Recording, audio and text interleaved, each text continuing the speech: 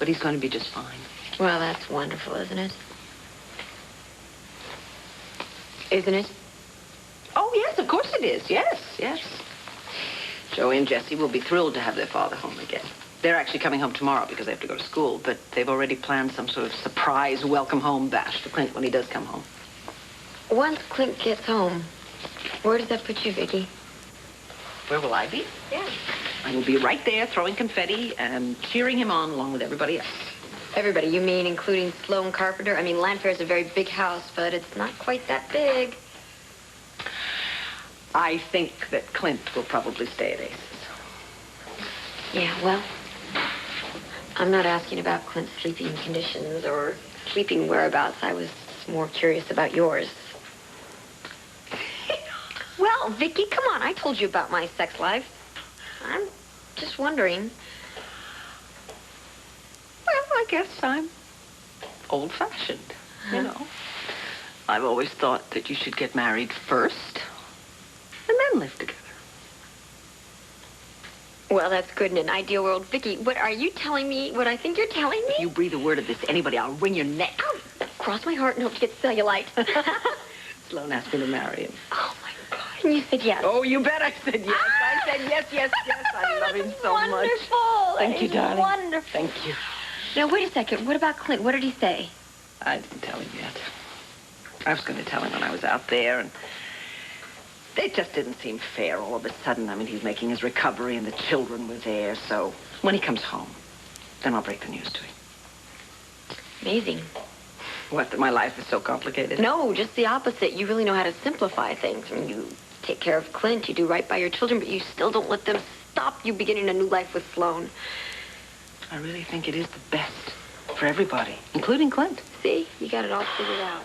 Compare and contrast Douglas MacArthur as military versus political figure.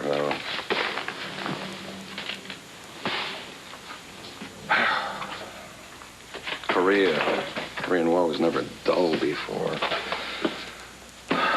Everything is dull since you've gone away. You've been gone too long. Come home. It has been too long if you're talking to inanimate objects. I am. Viki. On behalf of the President, I would like to thank you for this token of your esteem. Kiss me. Mr. President. Kiss me, I said. Kiss me.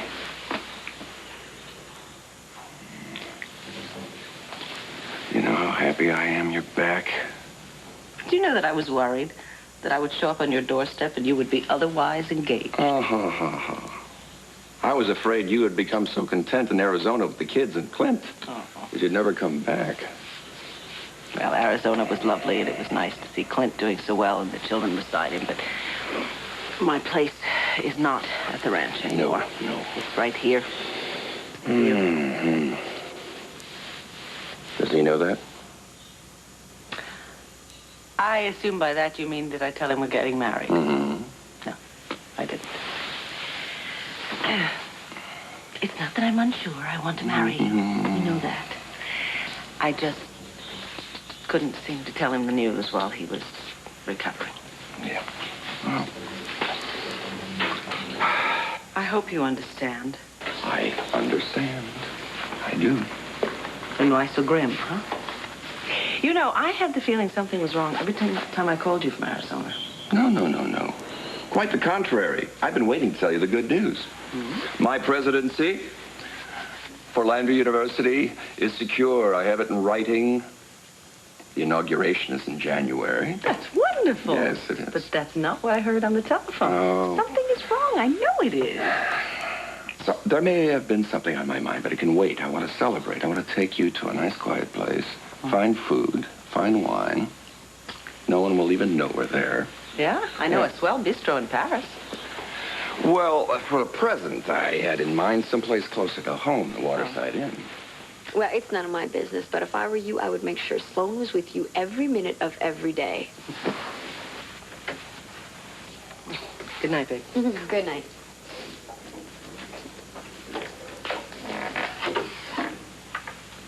But like I said, It's none of my business.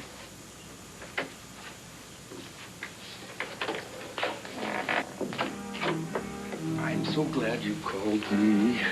I'm so glad you could make it. I would have invited myself if I could have thought of a gracious way to do it.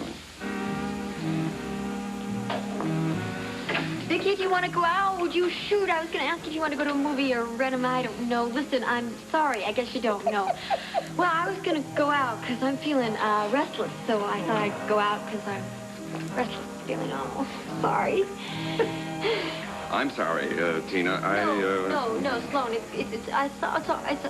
Viki, don't you know you're supposed to hang a red handkerchief on the doorknobs when you have boys in the dormitory? Have fun, you guys.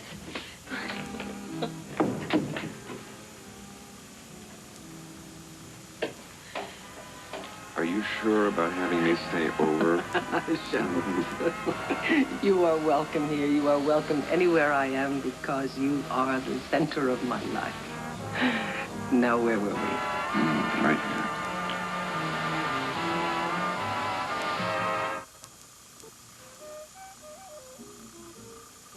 Whippoorwill call, and evening is nigh. This was playing when I asked you to marry me. You remember? It's possibly the silliest question I have ever heard. Do I remember? No, it's also hazy. Ooh, what is that? Very funny, very funny. You keep that on, you know, you're going to have to tell Clint we've made it official. Yes, I know. He's coming home tomorrow, and I think the time is very right to tell him. Well, can we set a date? You want to be a June bride? No. Huh? I don't want to wait that long. October, next week. No. Let's compromise. We'll make it spring. Very early spring. I'll give you about 1 month to be president of the university. Yes. You're on. Early spring. Oh, is it awfully callous of us to be celebrating our happiness while Bo and Nora are suffering so much? No. It's never wrong to love. We can't do anything for Bo and Nora right now. They have to resolve things on their own. I think you're right. Love is really the only answer, isn't it? Mm.